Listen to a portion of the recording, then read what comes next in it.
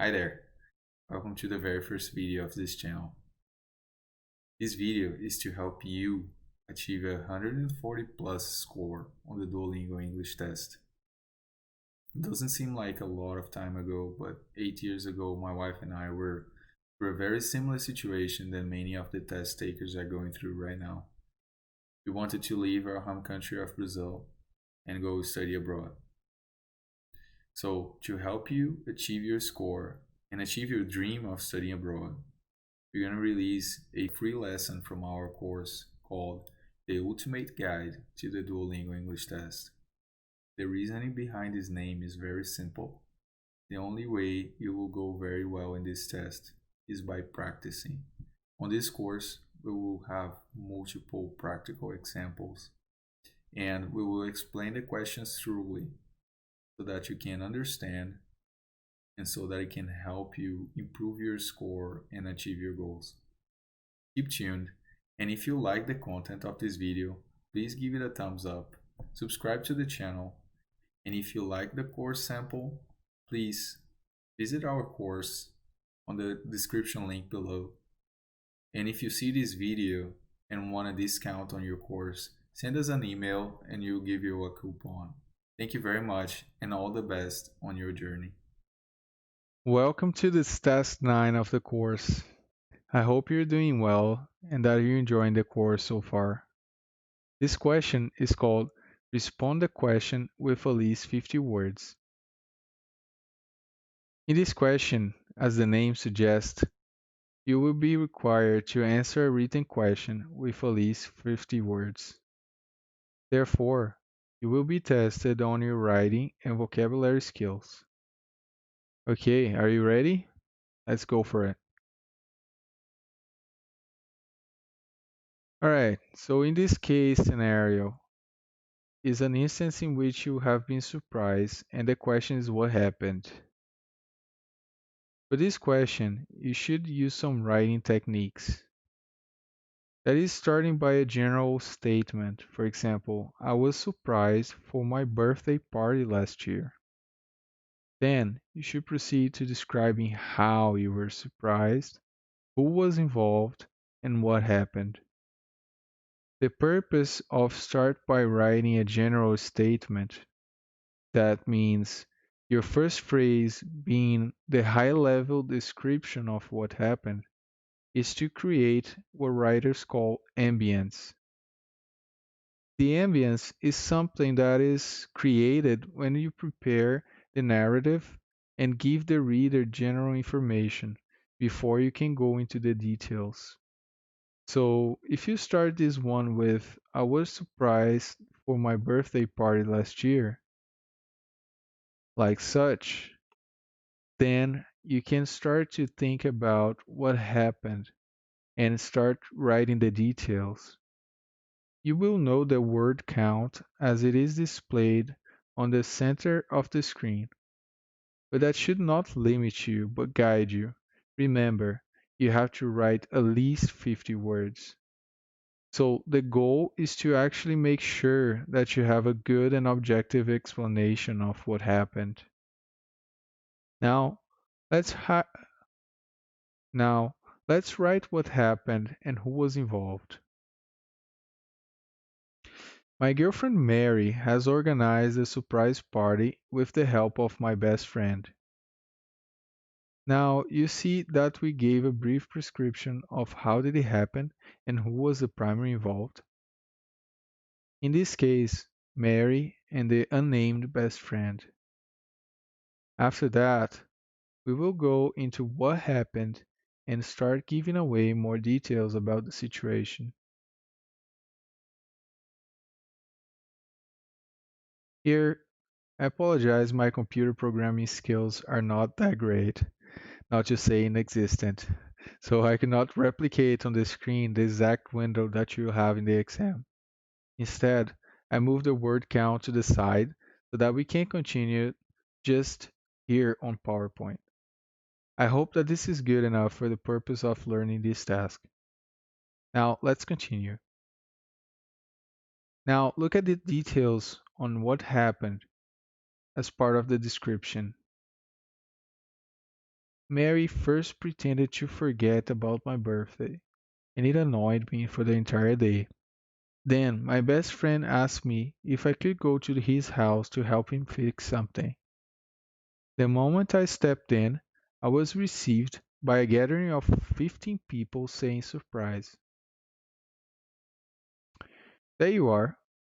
Now, if you look at the word count, you'll see the number 73.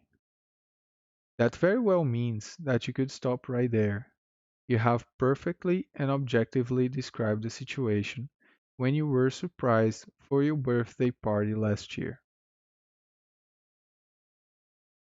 Just a note, people, this has never actually happened to me. I have actually made up this entire story, and that is something that you should consider doing too. Ultimately, what matters in the exam is not what happened to you or not, but how good you can write about a situation, real or fictional. If you feel more comfortable, for example, replicating this in case you got the same question in your exam, please go ahead. Otherwise, remember that you can always make something up if it's easier for you to describe that. Now, as I was saying before, we could have finished right there and the word count is in our favor. However, as a bonus, I have written down about how I felt about this surprise. I was astonished and had never expected that surprise party. My girlfriend and friends explained what happened, and I felt very happy and lucky to have them around me. With that, I finished my answer writing 100 words. As I have mentioned before, if you want to maximize your score, you have to make sure that your answer encompasses at least how, what, when, and who. In this case, you're going a little further and talking about how that made you feel. And that's definitely a great closing. Now, a pro tip. Even though 100 words is plenty more than the 50-word requirement, you should plan to write more than the 50 words. Also, plan to leave some time so that you can go back to your text, read it carefully, and correct any mistakes that you did. In this process, it is possible that you will delete some words or possibly even phrases.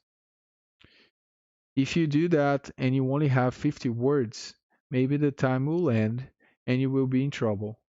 So, my tip is let your thinking flow. Write as fast as you can and as much as you can using the tips I gave you before. Then, once you wrote at least 70 words, go back and read carefully what you wrote and correct any mistakes or rephrase what you already wrote. If you have the time, then you can write a closing statement like the one you read right now.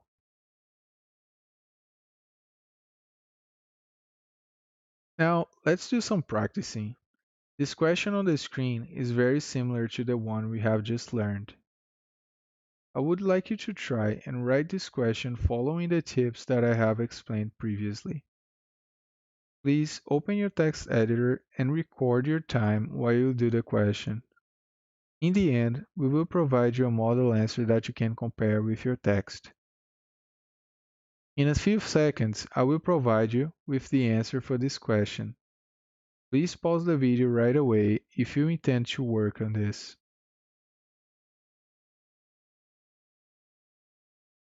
Alright, I hope you have had the chance to do the practice. It's very important so that you can improve. This is the model answer for the question. Note that the structure is the exact same as in the other example. The first phrase, I got very disappointed with an inflatable boat I have purchased last week, defines the theme in an objective and clear manner, allowing you to develop it further on the next paragraphs. On the second paragraph, we go into what happened and give a little more context to the situation. And I quote, that was the first time I have purchased an inflatable boat. I thought it would be a great idea to enjoy the outdoors during the summer. At the same time, that is cheap and portable. Notice that until the end of the second paragraph in red, I have pretty much reached the minimum word count with 49 words. However, the situation is not yet very well described. On the third paragraph, we get into why it was a disappointing experience. However, when it arrived, I realized that the quality was very poor. Even though I decided to try it anyway, and during the first float of the river, it leaked. Note that with a word count of 79, the end of the third paragraph in red would be a good point to stop. However, we can still do better on the conclusion, so we head to the fourth paragraph. On the fourth paragraph, we end the task by describing the outcome of the situation. I quote, "Fortunately, nothing bad happened, but I was very disappointed and have returned the product." This is an example of a very good way to conclude the description. By following the structure proposed on the task, you should be able to see how easy it is to write about situations and opinions. Alright everyone, this task is coming to an end. As usual, let's summarize the tips for this one. Keep your text structured. Think about the structure before writing. Try to use words that you know, as well as connectives. Then, therefore, thus, moreover, when starting phrases or paragraphs. Keep objective to the question or topic. It's very easy sometimes to start writing and just go another direction, and you don't want to do that. Leave some time in the end to check your text for spelling, punctuation, and possible improvements.